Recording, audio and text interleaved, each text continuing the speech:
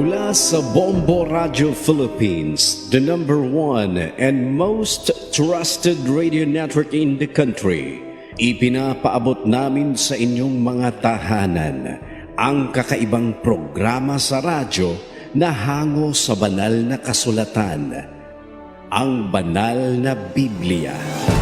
At ngayon, inihahandog namin ang dulang pinamagatang Genesis. Sisimulan natin ng likhain ang sangkatauhan. Nang pasimula ay nilikha ng Diyos ang langit at ang lupa. At ang lupa ay walang anyo at walang laman. At ang kadiliman ay sumasa ibabaw ng kalaliman, at ang Espiritu ng Diyos ay sumasa ibabaw ng tubig. At sinabi ng Diyos, magkaroon ng liwanag.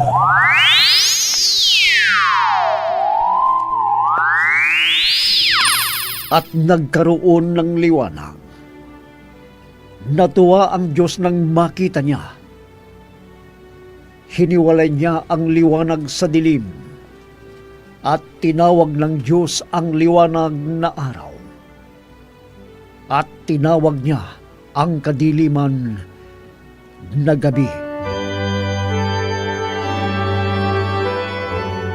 At nagkahapon at nagkaumaga.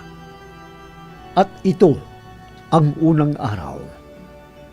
Pagkatapos ay sinabi ng Diyos, Magkaroon ng isang kalawakan sa gitna ng tubig, at maihiwalay ang tubig sa kapwa tubig. at yan ang nangyari.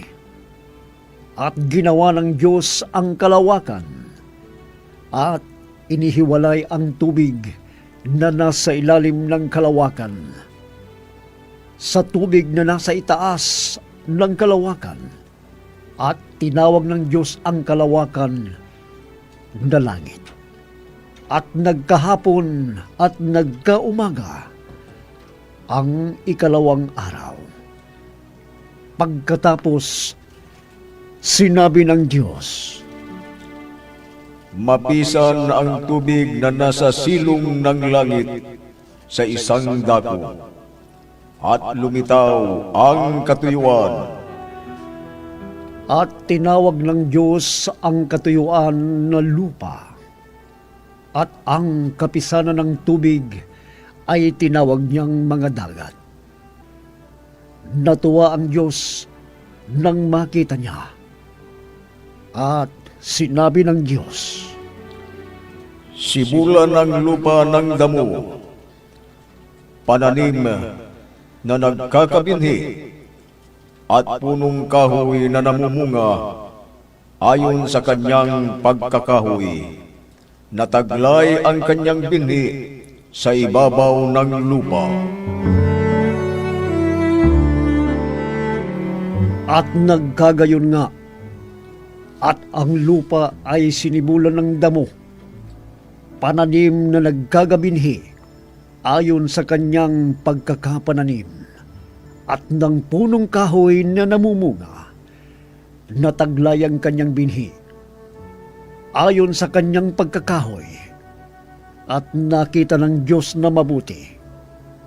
Natuwa ang Diyos nang makita niya. Lumipas ang gabi at nag-umaga. Ito ang pangatlong araw. At sinabi ng Diyos, Magkaroon ng mga tanglaw sa kalawakan ng langit, upang maghiwalay ng araw sa gabi, at maging pinakatanda at pinakabahagi ng panahon ng mga araw at ng mga taon, at maging pinakatanglaw sa kalawakan ng langit upang tumanglaw sa ibabaw ng lupa.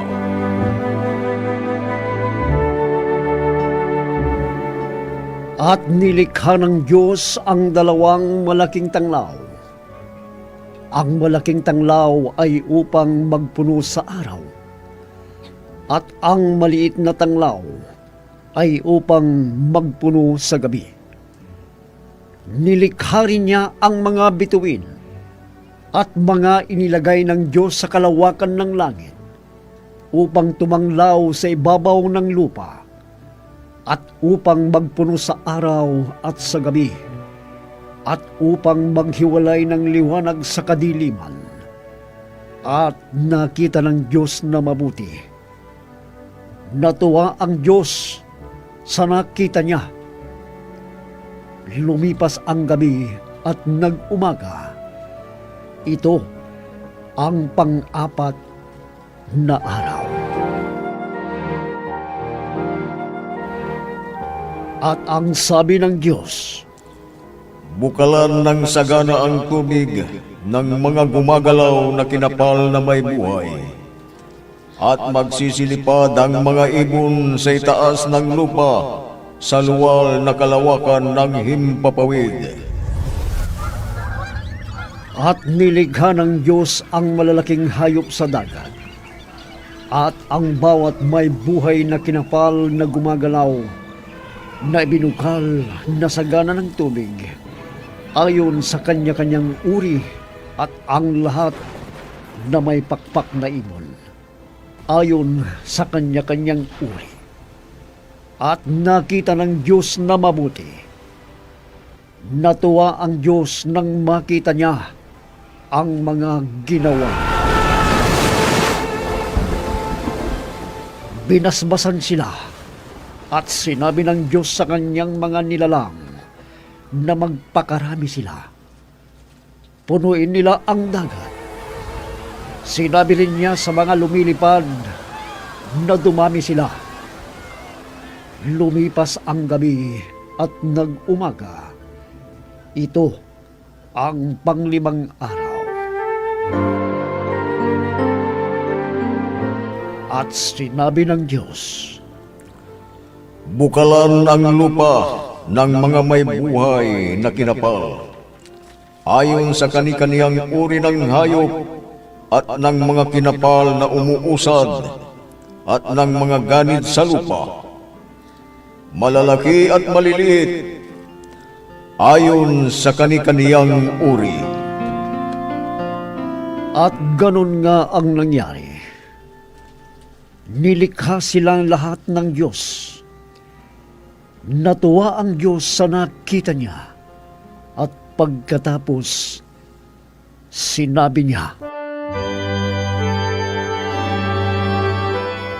Ngayon, lalagin natin ang tao sa ating larawan, ayon sa ating wangis, at magkaroon sila ng kapangyarihan sa mga isda sa dagat, at sa mga ibon sa himpapawid, at sa mga hayop may lakman umaamo, malalaki at maliliit, at sa buong lupa, at sa bawat umuusad na nagsisiusad sa ibabaw ng lupa.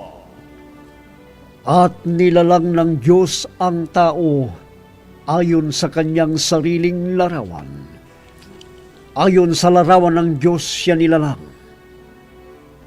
Nilalang niya ang babae at lalaki, at sila'y binasbasan ng Diyos. At sa kanila'y sinabi ng Diyos, Kayo'y magpalaanakin at magpakarami, at kalatan ninyo ang lupa ng inyong supling, at magkaroon kayo ng kapangyarihan sa mga isda sa dagat, at sa mga ibon sa himpapawid, at sa bawat hayop na gumagalaw sa ibabaw ng lupa. Ibibigay ko sa inyo ang bawat pananim na nagkakabinhi na nasa ibabaw ng balat ng lupa, at ang bawat punong kahoy na may bunga na nakakabinhi sa inyo'y magiging pagkain. At sa bawat hayop sa lupa, at sa bawat ibon sa impapawid, at sa bawat nagsisiusad sa ibabaw ng lupa na may buhay, at ibinigay ko ang lahat ng pananim na sariwa na pinakapagkain. At ganun nga ang nangyari. At nakita ng Diyos ang lahat ng kanyang nilikha. At narito, napakabuti. At ganun na lamang ang kanyang tuwa. Lumipas ang gabi at sumapit ang umaga. Ito ang ika-anim na araw.